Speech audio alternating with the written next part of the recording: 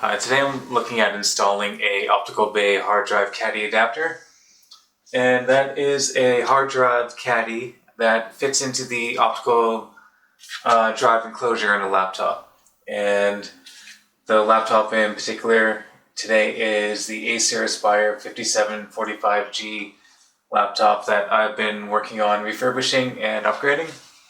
And when I was testing it out, it turns out the optical drive didn't work. So I looked up some spare parts on eBay and other such sites, and it turned out to be cheaper to purchase a caddy, hard drive caddy adapter. And so that's what I did, just to try it out, and I've never done that before.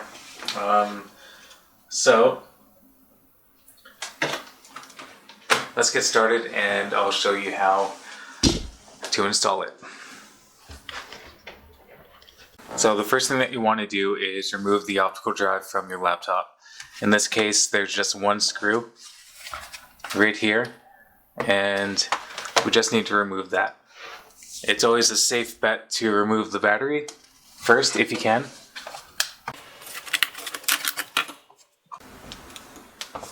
And we'll go ahead and take this screw out.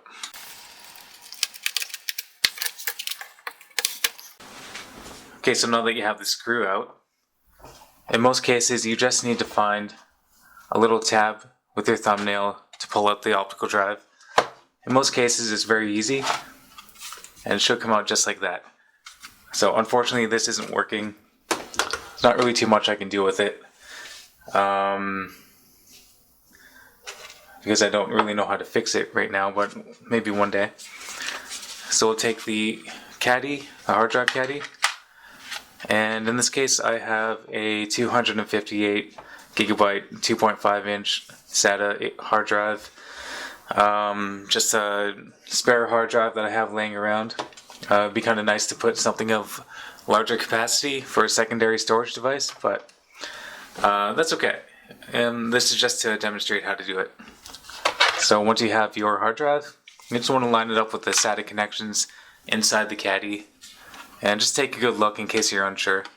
Otherwise it's fairly straightforward. And you just slide it in like so. And you might need to press down lightly just to make sure that the connection is secure, and so that on the bottom, in this case, you can put in some screws. So the people that I ordered from provided me with 4 small screws, so I'm going to go ahead and put those in.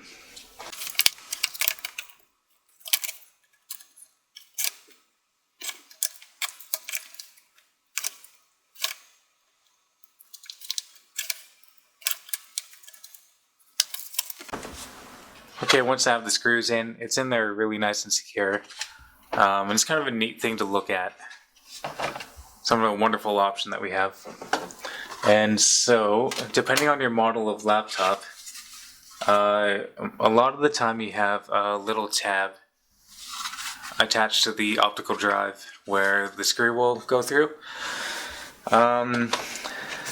You'll notice if you do purchase one of these, at least the one that I got, there's no tab. However, there are 2 holes here on the end, which will be where I will screw in the tab off of this optical drive. So I didn't think about that before I ordered. Luckily, there just happens to be one, so I'm going to take it off and place it onto the new caddy.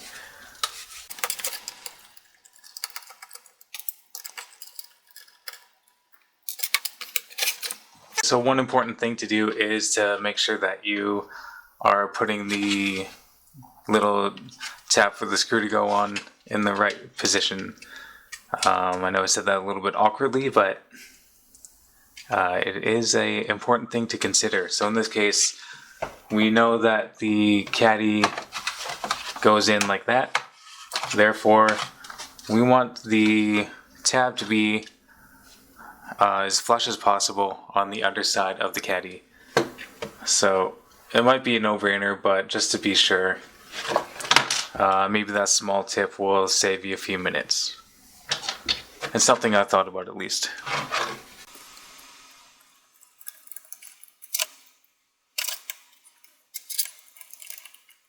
Okay, so let's see how well it fits.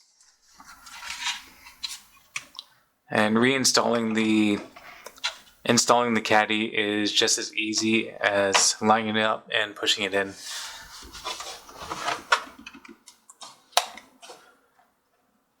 Okay, so it's a pretty snug fit. One thing I'm happy about, one thing I am very happy about is that we do have the option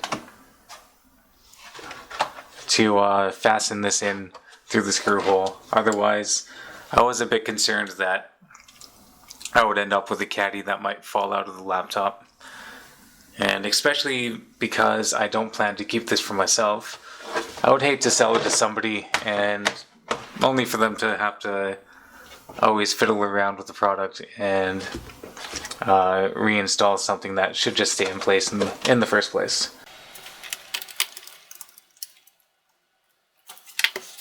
Okay, let's power it on and see if it works.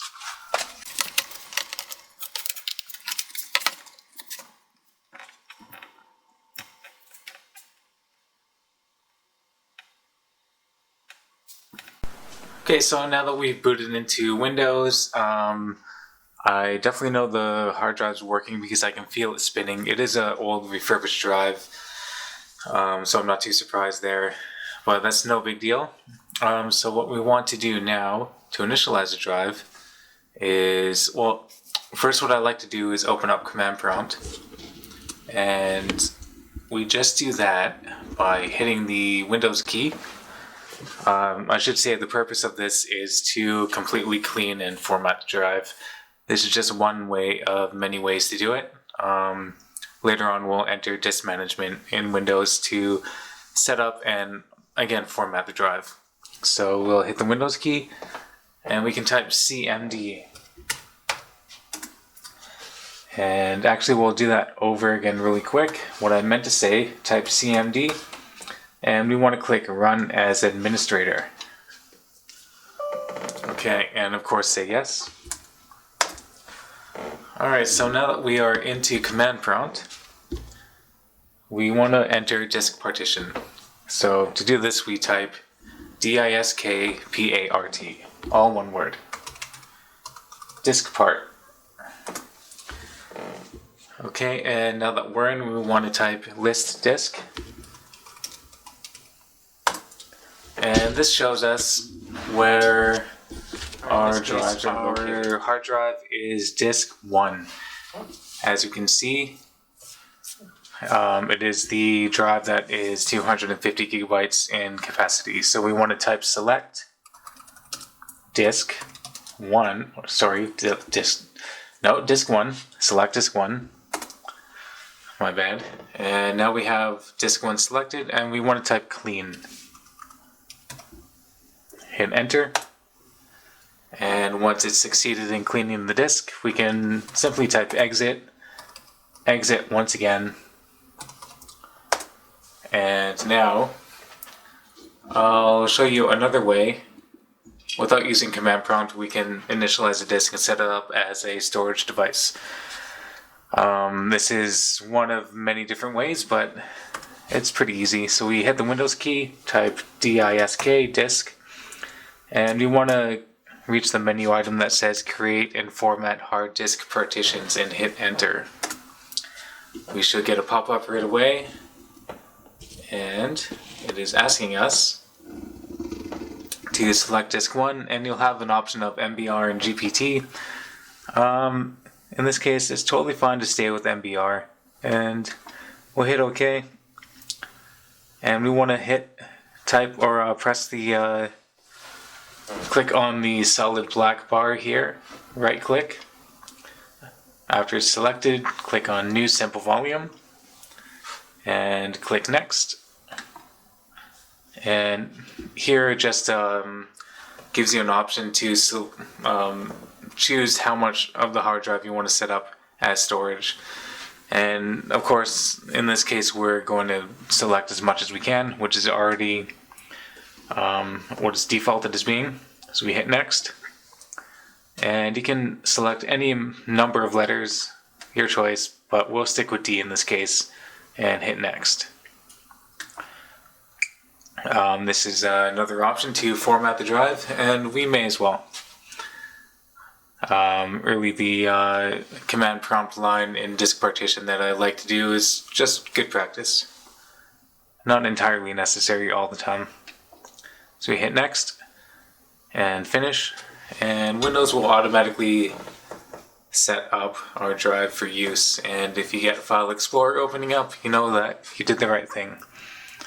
So we can close that, and we can also close this, and now we can open up File Explorer, click on this PC, and we can see here that new Volume D is installed, and we have our second hard drive set up and ready to go. So one more thing that I like to do is I'll choose all the most popular folders, especially ones that are pinned to quick access in File Explorer, and I like to right click them, go down to Properties, select Location tab, Move, and I like to set them up on the storage drive. Because I typically, especially when the solid state drive is in smaller capacity, I like to keep it as the primary boot drive and maybe only run a certain number of applications or a certain amount of software that I might like to have a faster experience with. Otherwise, everything else can be saved to the storage hard drive. That's generally what I set it up as being for. And so once we're in selected destination, I want to hit New Folder, and in this case it's the Downloads folder, so we type Downloads. Oops. And select folder.